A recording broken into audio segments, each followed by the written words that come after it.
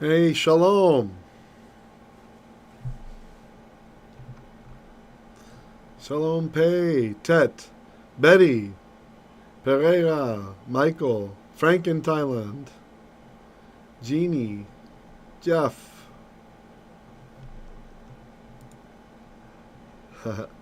Over there in sunny Florida. I miss Florida. Yeah, I lived there for a while. I like Florida. That was nice. Oh, yeah. I know you've been getting up early, Frank, lately. Yeah. All right. So here's what I want to do tonight. We will be continuing our reading from Exodus, chapter 26, verse 12. And before that, I want to pray a psalm for our opening. Yeah, Rav says, Rav, you've lived everywhere. Yeah, I've lived in many places. It's true. So here we go. Bli Ein Hara. Let's read Psalm 6 as our opening prayer. All right. Lamnatzech ben ginot al hamishminit. Pardon me, hashminit. Mizmor leDavid. For conductor. On a neginot. This is it's a kind of music. Right? We hear today, you might have heard of a nigun. A nigun is what the Hasidim sometimes they do, like yada dai dai dai dai, yada dai dai dai dai, yada dai dai dai dai dai dai dai, yada dai dai dai dai dai dai dai dai dai dai. Anyway, but in biblical Hebrew, this word is thought to be some kind of musical instrument.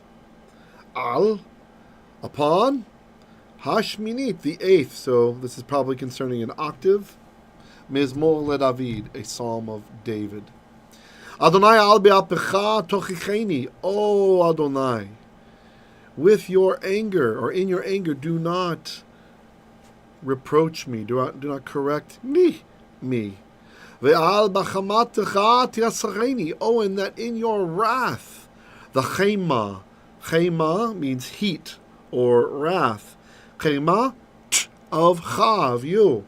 Teyasareni, that you would correct me, or chastise me.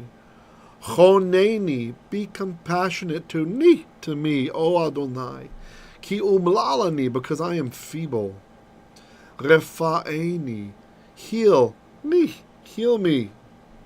O Yodhe, Wawhe. Ki nivhalu atsamai, for my bones are terrified.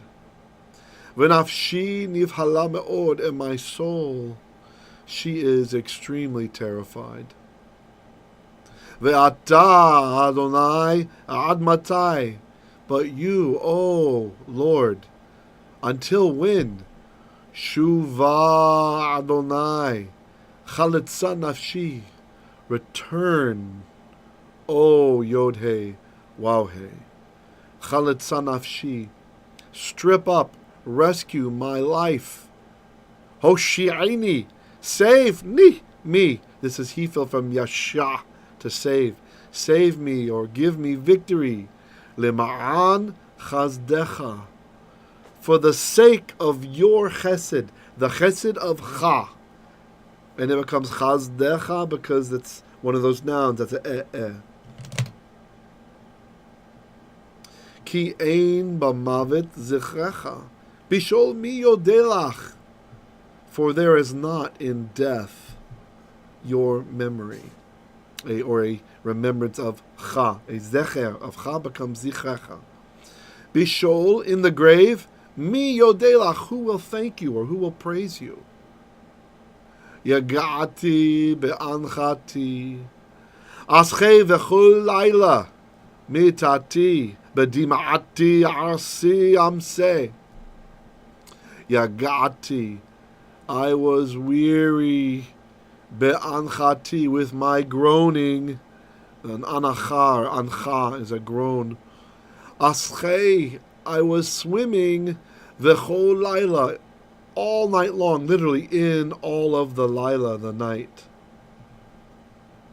Mitati, my bed. And what's happening here, there's double duty from the bait. In all the night, in my bed. Bedim'ati asi amse. With my tears. Dima. Есть человек здесь называется Дима. Прошу тебя прощения. If there's somebody here named Dima, we're sorry, but in Hebrew, Dima is tears. Tears. So Dima of me. Arsi. This is from Aris, a couch. With my tears, or by means of my tears, with my couch, Amse, I was swimming. By the way, sachei up here could also mean like musing, like thinking about it, right? Verse 8. Asasa mikaas aini atika bechol torarai. Asasa mikaas aini. My eye has grown weary from kaas, from vexation. We're feeling very vexed. Atika bechol torarai. I've become old from all of my adversaries. Suru mimeni kol po'alei aven. Turn away from me, all doers of injustice. Ki shema Adonai kol bichyi. Because Adonai has heard the sound of my crying. It's interesting, there's some of the sages believe that when you can pray with true intensity, with the kavanah, and you actually are crying in your situation, it actually does cause Hashem to listen more. He does care about human emotion. Shema Adonai techinati, Adonai tefilati yikach. Adonai has heard my techinah. And no, it's not just a nice food. Techinah is a request, a supplication. The techinah of me. Yod he, waw he. Tefilati, that's tefillah, prayer, of me. Yikach, he will receive. This is lakach, to take, but it can have this other meaning of receive. Yevoshu. Vayibahalu me'od. Kol. Okay. Yevoshu. Let them be embarrassed. Vayibahalu. And let them be terrified. Me'od. Exceedingly. Kol. Everyone or all.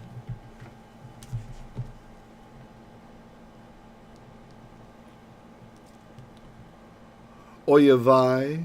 My enemies. Yashuvu. Yevoshu. Raga. Let them turn around, or let them return, and let them be ashamed. And can you hear the sounds? Yashuvu, Yevoshu, Raga, in a moment. All right. So that's our opening prayer.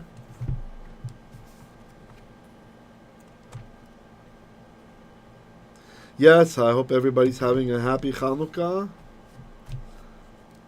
Getting near the end, depending where you are. Over here in the east, there's only 2 nights left.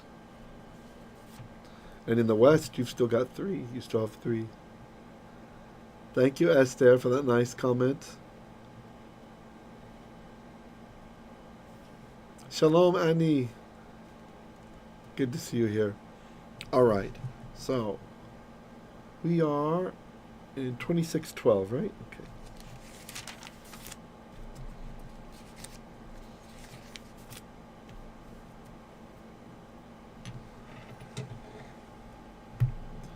I'm not using the colors tonight. Sorry, folks. I haven't solved the issue with what was causing the strange bounce. Don't really know what was going on with that, so don't want to risk it. I'd rather not have the colors than have the bouncing, you know? Ah, wrong side. Okay, we're over here.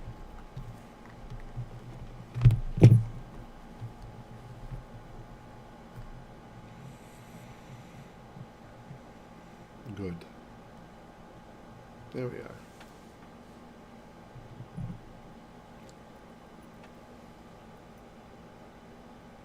Please make sure to click like. Yeah, remember to do the likes, okay?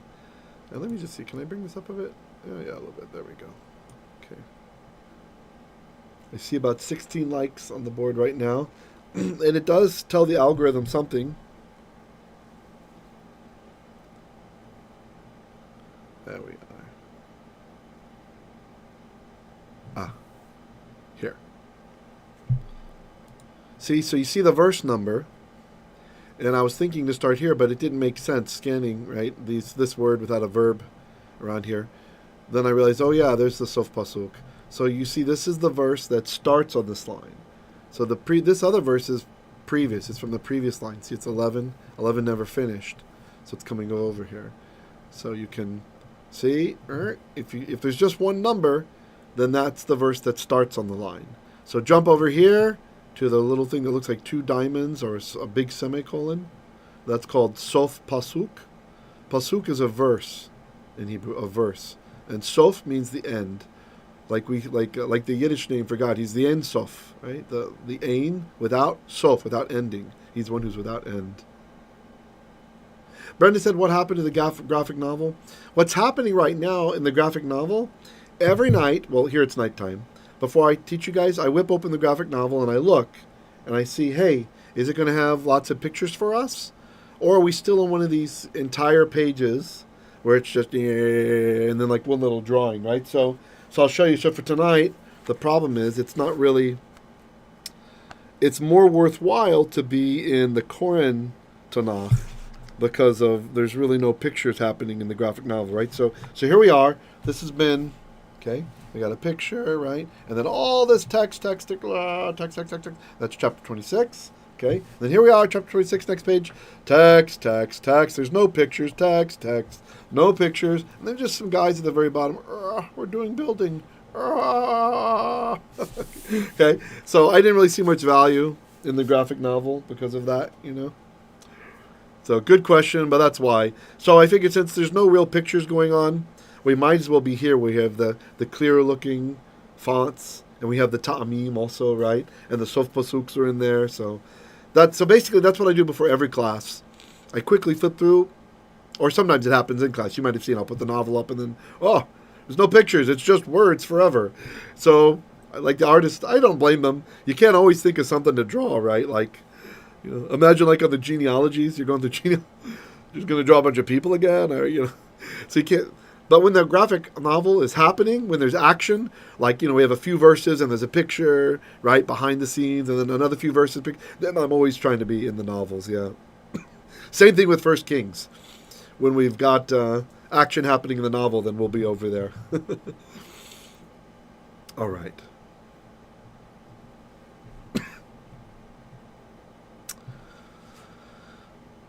This is verse Yod Beit 12 over here, okay. Vaserach haodephet. Maybe we'll just stop there. Okay. Saruach. So saruach, this is kind of a rare word. I think it's only like maybe 5 times, 6 times, or 4 times, something like that, in the entire Tanakh. Saruach. Okay. So a saruach is an overhang. It's like hanging over, So and saruach, overhang of haodephet. So adaf, the verb is to be extra, to be in excess. So the overhang of the excess, we're talking about the curtain, right? The part that's extra once you've gone around the section it's covering in the Mishkan. Biriot laohel, of or with the yeriot, the curtain strips, of the ohel, the tent.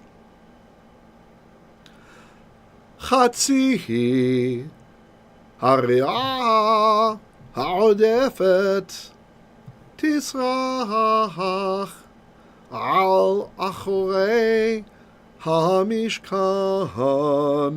And you have to excuse me, my voice was really out yesterday. So sorry we didn't broadcast the Hanukkah party, by the way, but we had a good time there. Thanks to everybody who came. I really enjoyed seeing everyone, and it was really, I thought we had a nice a lot of good interaction on the drash. Yeah, so all right, and just good discussions all around. Chatzi, so this is half, like the Chatzi Kaddish, right? Half. Ha-ria, of the curtain strip. Ha-odephet. So look, this is the same verb as we had here. Odef. This is what we call an active participle. And so here, it's acting as a noun, really, right? The active participle is acting as a noun, so like the extended part. So vaserach and the overhang of the extended portion, or the leftover portion, with the curtain strips of the tent, half chatzi, half of it, half of ha'riyah, of the curtain strip, haodephet. Now it's feminine active participle. So these are the same words, except one is masculine and one is feminine. Yeah, it was good. Oh, and the food was fantastic, and everybody was joyous. Yeah. And Pereira was there, so it was nice to see you, Achi. I knew you traveled a long way. That was really cool. So, ha'ordef and ha'ordefet. You see, that's just a feminine ending. Like, if any of you have done a little tinkering with modern Hebrew, you probably learned how to say, ani medaber, if you're a man, I am speaking or I am saying. And if you're a girl, ani medaberet. Right? So the same thing kind of happening there. Medaberet, right? So you have the et feminine ending there. Okay. So half of the curtain strip, ha'odefet, the overhang, the excess portion, tisrach al acharei. Tisrach. Now look at this. This is a verb from the same noun that we had over here. Serach, and see the root, samech, reish, and chet. So it's tisrach, it will overhang, or you will overhang it. The thing is, the second person masculine, the t, it can mean you, or it can mean she in this form of the verb when it comes at the first part of the verb. Yeah, those are pal. Al, over, achorei, hamishkan. Yeah, so achare, the way I read it at first without looking at the vowel, this would mean like later, right? Later, or the backside. Achore just makes it a substantive. Achore, so the end parts of ha-mishkan, the mishkan, right? From achorim, we drop the mem. Achore, end parts of ha, the mishkan. I'm going to take a drink real quick. Everybody with me so far? Whoops, that's not drink. There we go.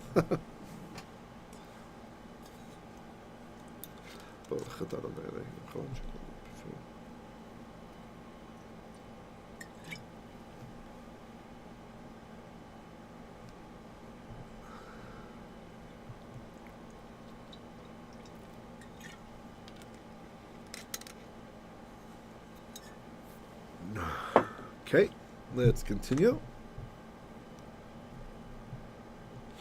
Verse Yod Gimel. This is 13. V'ha'ama mizeh, v'ha'ma mizeh ba'odef, be'orech yeriot haohel. Okay, we'll stop there with the etnachta. V'ha'ama. Now the ama, that's the forearm part, or the kobit, it's called. Mizeh, from this. V'ha'ama, and the forearm, mizeh, from this. Right? So you guys, remember this is talking about sides of it, from this side to that side. Ba'odef, with the odef, with the excess.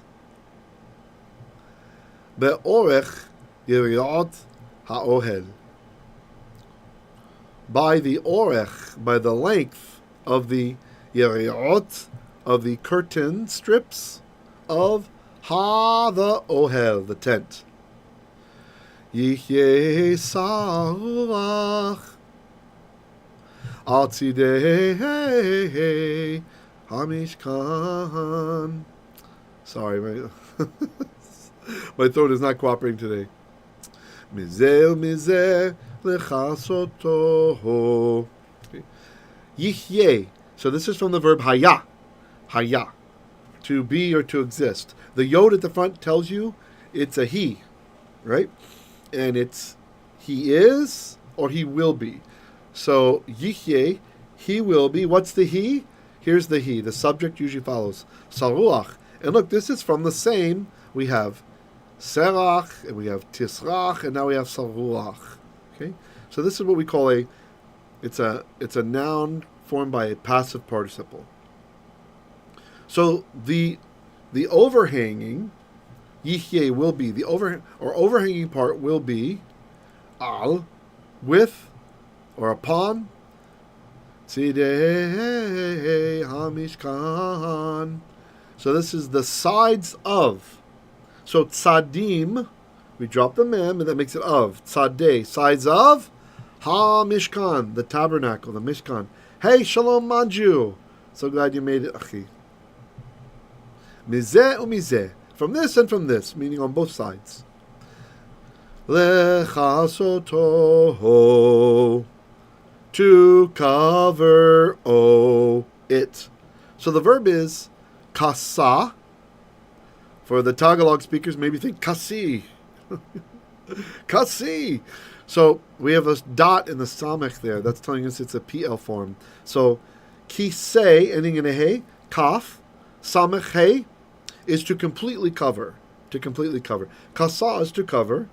And kiseh, kasi, it's completely kised.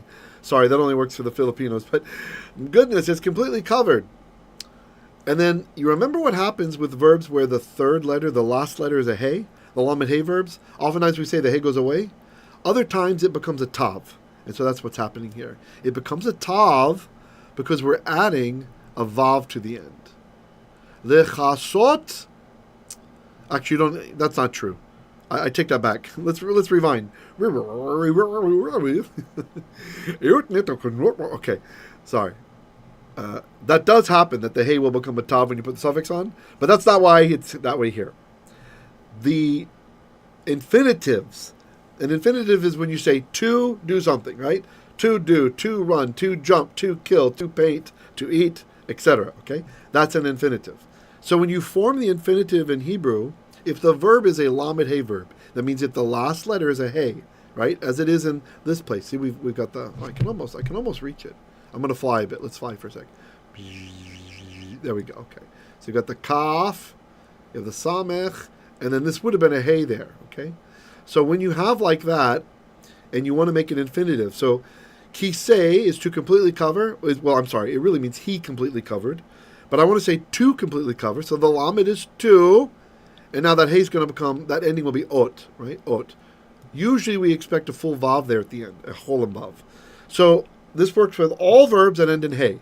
So, for example, ra'ah, resh aleph hey, ra'ah, he saw. Lir'ot, to see. Paneh, to turn. Lifnot, paneh, he turned. Lifnot, to turn. Okay? You understand? So, and then this one, of course, kiseh, he completely covered. Lekassot, to completely cover. All right? Anytime they end with a hey at the end, it's going to follow this pattern here. Raphael asks, what's a rule of thumb to differentiate the feminine tav from the possessive tav? Does it have something to do with the sagol? Ah, okay. Yeah, that's a good question. So, usually, by the time we get to biblical Hebrew stage of the language, most feminine nouns will end in a hey. Okay? So, like, I'm guessing 95% of the time, your feminine nouns will end in a hey. And so, when you're expecting that word with a hey, and there's a tav, it's probably going to be what you're calling the possessive tav. It's what we call it's the smichut, the construct form, meaning of, right? It's going to be of. Okay? Now, it's not really so much as a rule of thumb as much as you know the word, right? So when you know the word, for example, like Ivrit, which means Hebrew, it ends in tav, it's feminine. That's just the feminine form. This is actually a holdout to pre-biblical Hebrew, to ancient Hebrew, where many more of the nouns that are feminine, almost all of them, they ended in thal, right, which we call tav, right? It was thal, so it was a th sound. And so really what's happening is, if you think of it historically, almost all the feminine nouns used to end in th, right? The tav without the dagesh. They used to. And then what happened was, over time, as it developed, people just got tired of saying ath, right? And so they'd say instead. Instead of ath, they just dropped the th altogether, and they said ah. But then when we come back to the construct, it's like frozen in time. Because it was so easy to say, for example, my queen, malkati, right? Malkath, developed into being malkah. Malkath was the ancient Hebrew way to say queen, malkath. But then that became malkah. But if I want to say my queen, it reverts back to that ancient way for the suffix to go on. So I don't say malkahi. I say, that sounds kind of like one of a certain dialect of Aramaic. I say malkati. Malkati. You see, so it's really what's happening. It's the ancient form is still stuck there. So really what it is all the feminine nouns did end in tav before. Yeah. So you'll just have to know when you learn the noun that ends in a tav, you'll just recognize that one ends in a tav. Yeah. Okay. Hope that answered the question. Ted says, is saruach also the same Hebrew for remnant? Remnant is usually notar. Notar. Nice question though, Ted. Yeah, the remnant is usually the notar, like what remains. Yeah. Servant of Hashem, shalom. And shalom, Sham Kumar. Shalom, oh great, another friend from India. You're so welcome here. Jeff says, why do you not pronounce the cholim vav at the end of the word? I would read it as lekassoto. Let's see. Did I not read it that way? I was testing you. No, if I didn't read it that way, I was wrong. So, yeah. That's funny. Thank you for catching that, Jeff. It should be lekassoto. Yeah. I think what was happening, if I read it the wrong way, if I read it as lekassoto, what happened was my brain was thinking of the call, kasse, where we have a Piel here, actually. So it should be o. Yeah, so I was making it to cover instead of to completely cover. Thank you for catching that. Hey, shalom, Biblia. Yaraj totis dies. Raphael says, amazing. The Malka example makes so much sense. Great. I'm glad that helped. You're very welcome, Raphael. Good. And thank you, Jeff, for saving the day, not leaving that out there, especially for those listening to the podcast to not learn it wrong. Oops. Okay, let's continue. Verse Yod Dalet, that's 14. Hey, shalom, Felisa. Shalom, Julie. Veasiyta mikseh laohel orot elim meodamim. Okay, we'll stop there with the etnachta. Okay. This is another example. You know how I was saying how verbs that end in a... Let me go over here. Let's hop over here. Okay. I was saying how words that end in a hey, sometimes that hey changes into a tav, right? So here we have ayin, seen, and we would have had a hey here, right? So this is a special pattern. When it's second person, when you did it, they're going to have a yod jammed in there. So don't get confused. Don't think that yod right there, that this guy, don't think that is a hefel form, a causative form. It's not.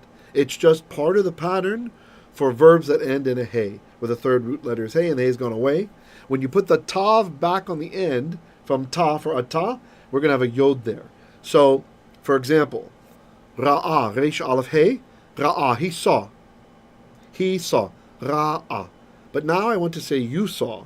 Talking to a man, ra'ita. It's going to have that yod here, the same pattern. Ra'ita. Paneh, he turned. Panita, you turned. Right? Asa, he did. Asita, you did, or you made. Okay? So you have that pattern with all the verbs that end in a hey, where the third root letter is a hey. So here we have ayin, and then we have seen, and then we would have had a hey, but the hey went away. Okay? So this one's a little bit different than the infinitive, where the tav came back. The hey came back as a tav. Yeah? Okay? I need a drink very quickly. Bear with me.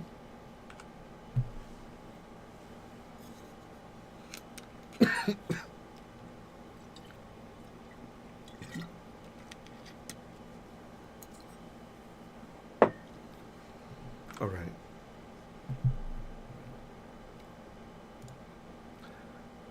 Oh, hold on. There's a little bit of a artifact that's bothering me. I think we can just... Good. Move the light a bit. Veasiyta mikseh laohel. Okay. So veasiyta. Asita, you made, you did. But then we have this vav right there. That guy changes the aspect. So instead of you made, veasiyta, and you will make. So you shall make, you will make mikseh. Now look at this. This is kind of nice. What did we just have on the previous line over here? We had the one that, thank you, Jeff caught, lekassoto, from kiseh. Well, the call form being kasa became kiseh, is to completely cover. Kaf samech hey. And now we have, look, kaf samech hey. Here's a noun that's formed from that word. A lot of times, if you look at a word and you recognize the root, and it's got a mem on the front, and it's not from, like we would expect a dagesh there if it was from, right? There would be a dot inside the kaf. If it was min, meaning from, that would have become, with a dagesh, it would have doubled.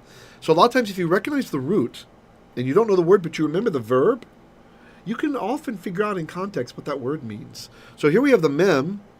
So usually it's something that is used by the verb, like in order to do the verb, right? Okay. So we just said that kasa, or kiseh, is to cover, to completely cover. A mikseh is a cover. A cover, and then the context tells you what kind of cover it is, right? In some rare cases, it can mean clothing. Usually it means a tablecloth. That's usually the context. But it can be any kind of covering, for covering anything. It's something, so you kasa, or you kiseh, we'll use that one. We'll say completely cover, because it sounds closer. You kiseh with a mikseh. You see? Kiseh with a mikseh. Just like when we sacrifice, zavach, to sacrifice. You zavach with a mizbeach. You see? You sacrifice with an altar. You need the mizbeach to sacrifice. You see? More fully, you zavach, a zevach, al ha-mizbeach. You zavach, you sacrifice a zevach, a sacrifice, an offering, al upon ha the mizbeach. Here it's got the same root. So this can actually help you a lot of the time when you're trying to read in your Bible and you don't have a huge vocabulary yet, because then those verbs that you've learned, you're going to see nouns that are formed from those verbs. And so it's really nice. It's like free words, basically. Julie says, I get the word for throne confused with cover. Oh, yeah, kiseh with an aleph. It's with an aleph. Yeah. And then what gets bad is in PBH, post-biblical Hebrew, they get a little bit crazy with olives, especially the Dead Sea Scroll guys. They start adding olives everywhere at the end instead of hay. So, yeah. But we don't usually have to read that, right? So we're in the Tanakh. We'll be okay. Yeah. You know, if we still pronounce the aleph, then it wouldn't confuse you. So, a throne would be a kiseh. Actually, I'm probably not doing it that well. Kiseh. Like we mentioned this the other night, it's kind of like having a Cockney accent, right? In London, where you swallow your T's. The swallowing of the T, that's what the aleph used to sound like, just the cutting off of the airflow. So there would have been a different sound for throne in the pronunciation of ancient Hebrew back in the day. And by the way, that's something I want to talk about real quickly. This bothers me sometimes. Every once in a while we get like a purist, like someone who just, like they'll show up and they just want to do stuff and they're trying to show an ancient pronunciation. And they make everybody else wrong for doing Sephardic or for doing Ashkenaz or whatever more modern pronunciation.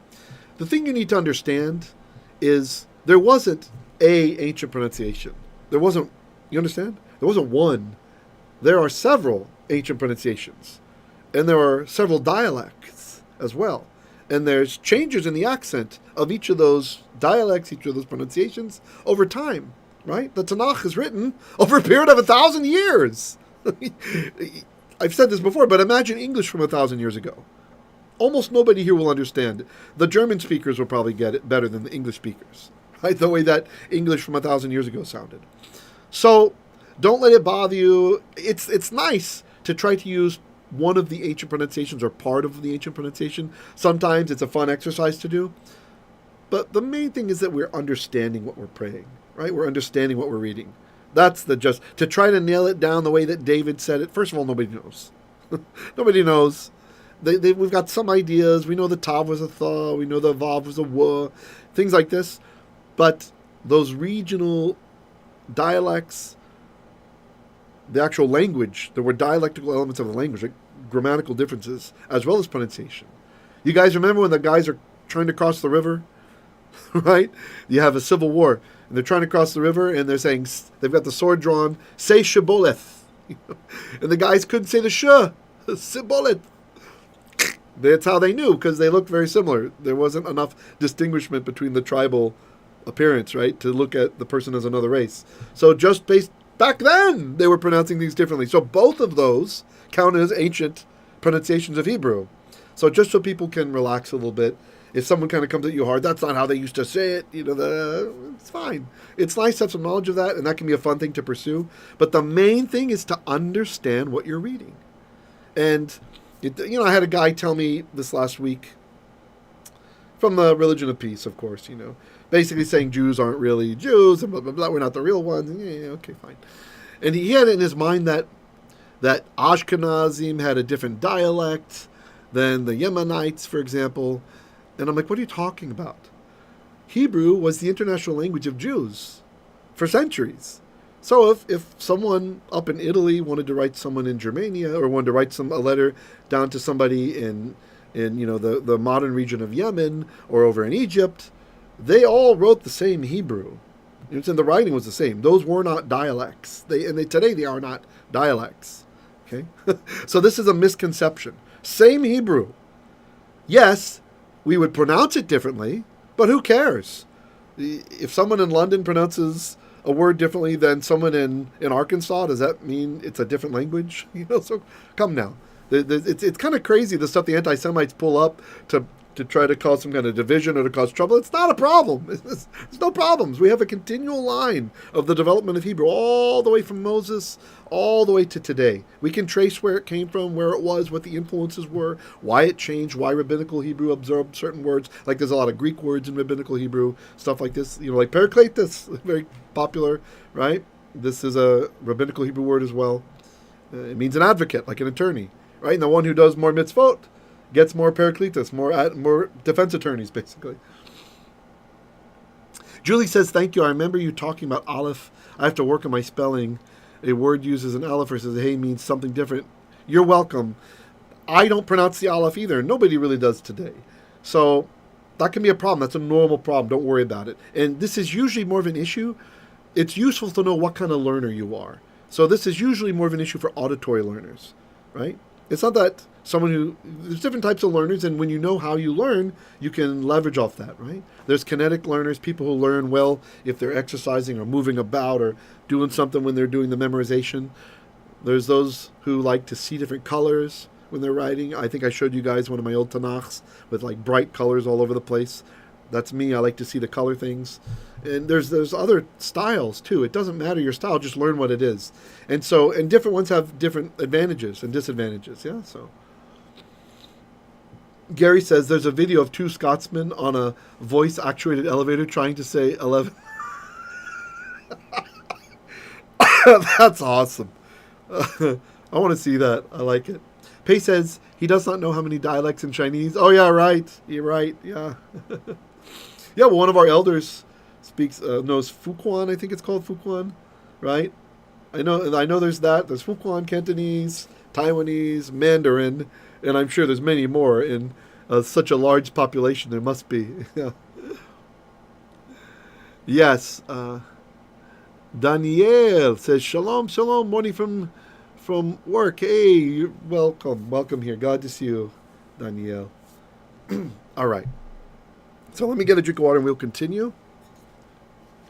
And I will say, I'm sorry. I know there was one commenter a while back who he doesn't like it when we go on these tangents. And I'm sorry, Achi, but I usually kind of take a poll, and people seem to like it when we meander a little bit. So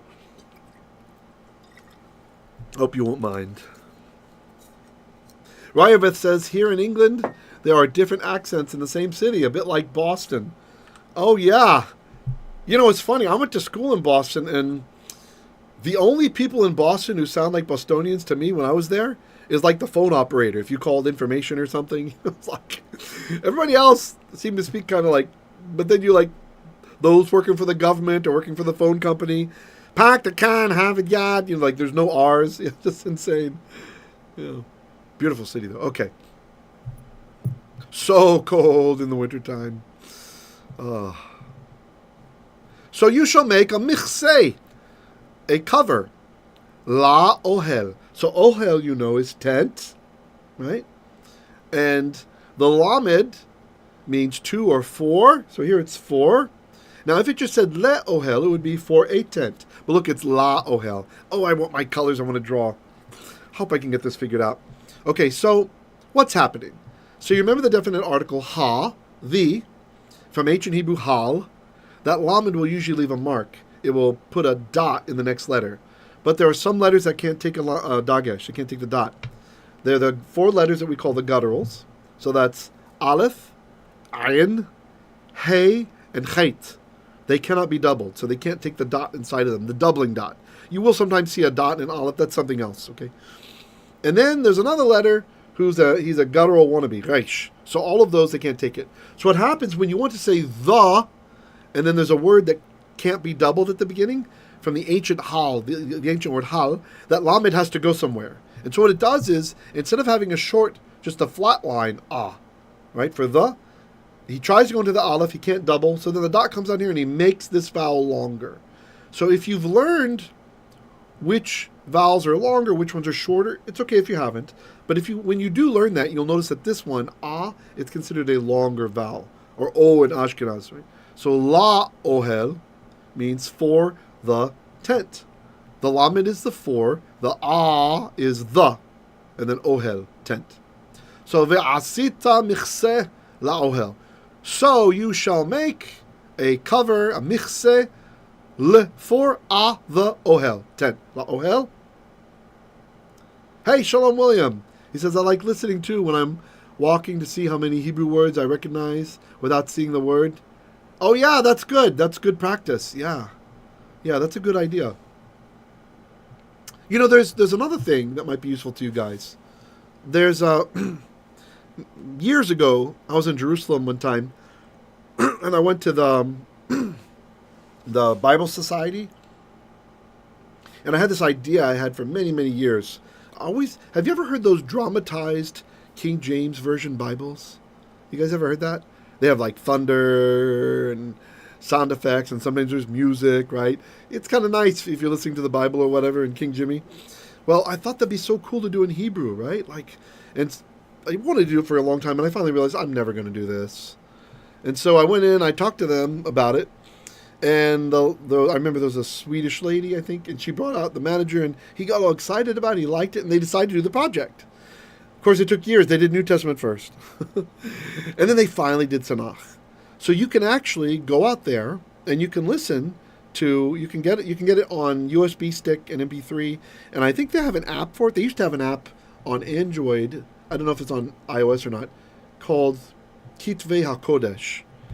And it's the whole Tanakh and New Testament in Hebrew, but it's modern Hebrew for New Testament.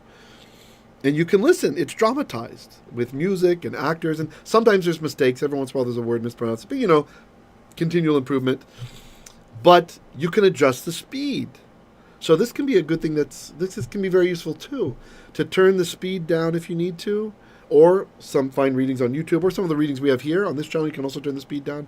And try to listen maybe to a verse you're learning or in whatever chapter. Or just listen and try to recognize words. Get used to hearing it being read and such. Yeah? It's not the ancient pronunciation either. It's like we pronounce it here. For the most part, they don't pronounce the ayans and the yod vav. Pei says, for a foreigner like me, it is funny to hear Middle East language users say Hebrew is so different from their own language. Ah, yeah. It's true. Arabic is very different than Hebrew. Very different. A lot of times when languages are in the same family, you get like two for the price of one, right? Like if you learn German and you know English, then you already know half of Dutch, for example, right? Maybe more even, right? There's lots you can understand in Dutch, right? Or you know Russian, you already got half of Polish, right? Because they're the same family. Not so with Arabic and Hebrew. There's maybe 30% commonality, something like this. Although Israelis, if they swear, they use Arabic words. Israelis like to swear in Arabic. You don't want to profane the holy tongue, right? All right. I don't know. I always thought that's hilarious. And also, Arabic words are used for slang oftentimes, you know. Sababa. Sababa, baby. All right. Where were we? Okay. Orot eli meodamim. Okay, this means hides. Orot. Orot. It can mean skin or leather, like that. Skins or leathers of elim. Elim. This is from an ayal. Ayal. You might know someone named Ayal, right? Ayal. It's a Hebrew name. Ayal means a ram. A ram. It also has a meaning of like, it can be used poetically for leaders, like this, leaders or heroes, something like this. Okay. Elim. So, orot elim are ram skins or ram hides. Oh, Julie says, what was the name of that? Okay, Revit says there's a slightly dramatized version of the Hebrew Bible available on the YouVersion app. Oh, okay. Interesting. Well, I know the Bible Society of Israel, when they finally did the project, they made two versions, right? One is dramatized, and the other is dramatized with sound effects and music. And I think what they did, I think they made the dramatized free, and then you got to pay for the one that's got all the stuff or something like that. They were supposed to send it to me for free. That was the deal. Yeah, I wrote them. I said, "Hey, you remember me? You can give it to me for free." And they said, "Yes, but we're not done with Tanakh." Right back later, I was like, "Okay, fine." And then when they finally got finished with Tanakh, I wrote them back, and they didn't. Nobody responds anymore. So I think maybe the old staff is gone. It's like, oh man, gave away my idea, and they don't even give it to me. Anyway, elim, elim, hides of ram, me'odamim. This means, so the root is Adam. Look at that, the root is Adam, right? Or Edom, you could think of. They called him Edom because he was red, right? So the root means like, how was this? I remember learning this years ago from Wilhelm Gesenius, ruddled with red. Okay, so like they would rub something on it to make it reddish, okay? That's resulting in this. So if somebody has a better way to translate that, let me know. Raphael says, completely off-topic question. Since you mentioned Abi, isn't there a word similar to the Arabic Habibi? Yeah. It's the same. In Aramaic, yeah. So, Moses' second father-in-law, or it might be Moses' third father-in-law. So the father of Moses' third wife is Chovav. That's from the same root in in Aramaic. Yeah, and I've seen in the Targum, I've seen Habib in the Targum as well. Yeah, so it's Arabic got it from Aramaic, and Hebrew also got modern Hebrew probably got it from Arabic, but it's still from Aramaic originally. But we have it in the Targumim even, so you're exactly right. Do you know any other cute nicknames in Hebrew and Aramaic? Oh. Well, I mean, Dodi, right? My beloved Dodi.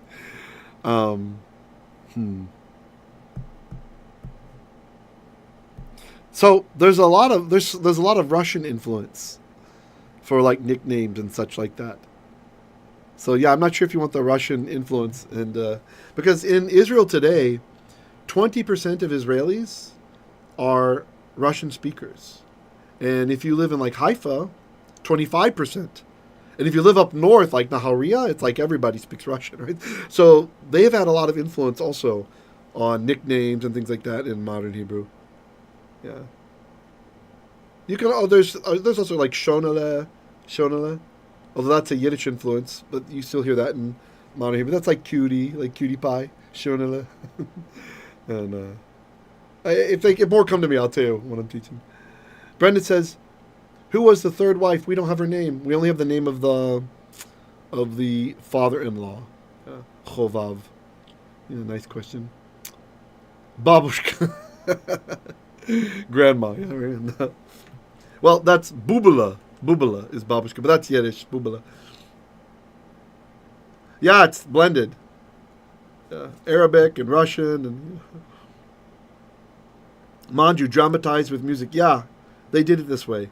Well, that was the vision originally. That was my original vision. Basically, it's not like I was so creative. I was copying what the King James did. We used to have that back in the States. You could get a dramatized Bible on audio cassette, but it was King Jimmy, right? There's no Hebrew or anything like that. It's King Jimmy, and but really nice, thunder and all this stuff when God's speaking, and so Bubala, yeah, like a little boy. Oh no, it's a grandma.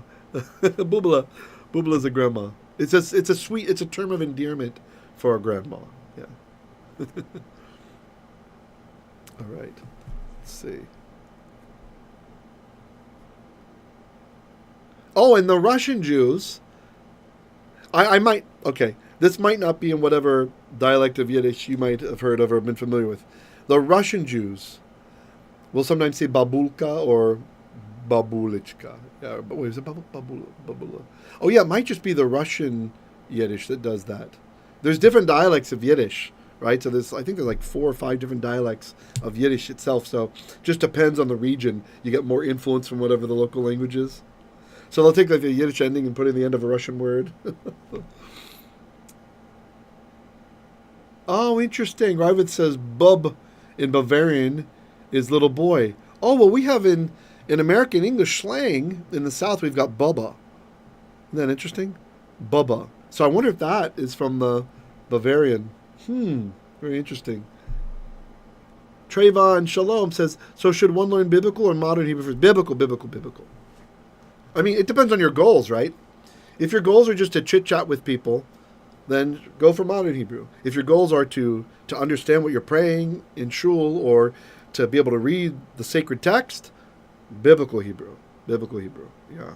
In fact, I've had students who did modern Hebrew first. By the way, it's okay if you did modern Hebrew first, but sometimes people find it more confusing because time works differently in modern Hebrew, and there's sometimes words have changed in meaning. Sometimes they're the exact opposite of what they were in the Torah. So if you're a religious person, and you, for sure, do biblical Hebrew, biblical all the way. But if your goals are just to make friends in Israel or something, then okay, you can do modern. But it's really not that difficult when you do biblical to kind of ramp up to saying things in modern. There is a lot of commonality. It's the same language, different dialects, we could say, right? Different dialects of the same language.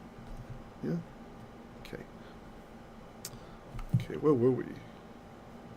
All right, let's finish up this verse here. Mikseh techashiym milma'ala. Okay. And a cover of, and this is the only thing annoying about this word, mikseh. Mikseh doesn't behave like other words. When you want to put it in the construct, like to say cover of, the hey does not become a tav. So the context just has to help you, okay? So, mikseh and a cover of ot, hides of techashiym. What in the world is this? This is what we talked about last time. Tachash. This is a generally untranslatable word. The reason is nobody knows what this animal is. If you look at one lexicon, it'll say rock badger. You look at another lexicon, it will say porpoise. You look at another lexicon, it'll say dolphin. And if you look at the Midrash, I think it's Tanchuma, but I remember years ago seeing in the Midrash, it explained that this was an animal that was the last of its kind. And so Moshe wouldn't have to go out and hunt for it. Adonai made it appear. He teleported it in front of Moshe. And it was a quadruped with a single horn on its head. Right? So shh. Don't tell the Goyim that the Jews killed the last unicorn. Just let the Islamo-fascists add that to their list. They made the unicorns go extinct. Ah. You know, I was watching yesterday a German imam going off in Arabic, right? Oh, no, not in Arabic. He was going off in German. I'm sorry, going off in German. And he's like, he pounds the desk with both hands. And it was so funny hearing him be so angry about what's happening in Islam. He's saying they need to do dawah, they need to do more outreach or whatever. But he sounds so angry about how people are leaving Islam and all that stuff. Because, the internet exposes how silly the religion is. So anyway, so he's pounding the desk, getting all upset. And I tell you what. Actually, maybe I shouldn't say it. Okay, I'll say something else about it. What was funny is they had these pictures up of books, like of the Quran and stuff. And it said read in English, but he's in a German-speaking setting, right? It said read, read, read, read. And really tiny over in the corner, and this was pointed out by the apostate prophet. I zoomed in and looked, he was right. In the corner, it said it in German, lies, right? That's how you say read in German, lies. But why put read in English when this is an event in a German-speaking country? Because lies, if you read it like it's English, it says lies, Lies. So they didn't want to, have all these pictures of Qurans and then lies, in front of it. So they used an English word instead. Read. So, right? If it says if it was the last unicorn, then it couldn't have reproduced anyway. True. Not our fault. It's the last one anyway. Hunted to extinction. So instead, I recommend when you translate this word to just say tachash. That's usually what we do when you have a word that we don't know what the meaning is. And I know I've said this before, but this is actually one of the benefits of studying the Bible in the original languages. By studying in the original languages, you get to learn what the scholars don't know. You get to learn what the Bible translators don't know. Because if you're just reading in English or German or Japanese or whatever, and you're reading along, it's just going to be a word there. And so you're just going to think that's what it was. It was a dolphin leather or whatever, right? But because you're forced to go through lexicons, being Yisrael, wrestling with the divine, wrestling with the text, you're forced to see, oh, whoa, we don't know what that word means. And so it really, some people, they lament it, right, that we don't know all the stuff. For me, it's kind of refreshing. There's mystery left in the text. There's things left to be discovered. There's things that we don't yet know. And you can do things to nail it down. Usually we'll look at Septuagint or look at the Targumim or, stuff like this to kind of maybe, okay, they translate similarly, so it's probably that thing or something. Or depend on tradition. I think it's unicorn. And this brings me, we'll close real quick in just a moment. This brings me to one other thing. Oh, here, I'll do the last word. Milmala, from on top of it, right? So this is the covering. All of those animals I mentioned, rock badger, dolphin, porpoise, unicorn. Someone mentioned one the other day too. They're all not kosher. They're all unclean animals. So recently I found out that there's a lot of belief that if an animal's unclean, that there's something like unholy about it or something, like that the skin itself is, you can't use it. I remember years ago a friend of mine told me I was putting leather on my Bible, on my Hebrew Bible. I was finding English Bibles cheap that had nice leather, and I was trying to fit the right one so I could cut out the English part and then put it on the Hebrew one. That was my plan. Silly plan. I didn't do it. And he said, just be careful that it's not pig leather. I didn't say anything at the time because I'm thinking, it doesn't matter. You can have pig leather on it. We're not Muslims. We don't think like the pig is like evil or something, This is the Mishkan itself, the mikseh, the Mishkan. The cover of the Mishkan, it's an unclean animal, okay? So just to understand. You just can't eat them. You don't eat them, okay? Yeah. Wherever it says tanned ram skins, the Adamah. Tanned, okay, interesting. Yeah, that works. Okay, so let's see, that was verse 14. I think that's a good place to stop. We're at 59 minutes. I don't want to go too long and make people not want to watch this later. You guys have a great rest of the day. Tomorrow, we're back in 1 Kings. And the next day in Psalms. If you didn't check it out. Yesterday I uploaded part 2 to the Ancient Triennial Torah portion. It's a 30-minute lesson. We had a live premiere with it for the section on Noach. Yeah? And The section, the table of contents is all nicely documented. Oh, thank you to our secret assistant who's been doing it anonymously. We now have the entire Psalm 119, every single lesson, all 22 lessons. They have a detailed topic index at the beginning of each lesson. So you can, if there's something you remember from the teaching in that long psalm that you liked, you can look and you can find the topic and just click and jump straight to that place in the video. You can also search our channel. If you use the YouTube channel search function, and if you remembered a Hebrew word that was in Psalm 119 you liked, or you remembered some grammar thing I taught, or maybe some joke I told, you can search on that, and chances are it'll bring up those videos where we talk about that. And then you can click on it, look at the description, and then jump straight to the time code. Okay? All right, shalom, shalom, guys. You guys have a great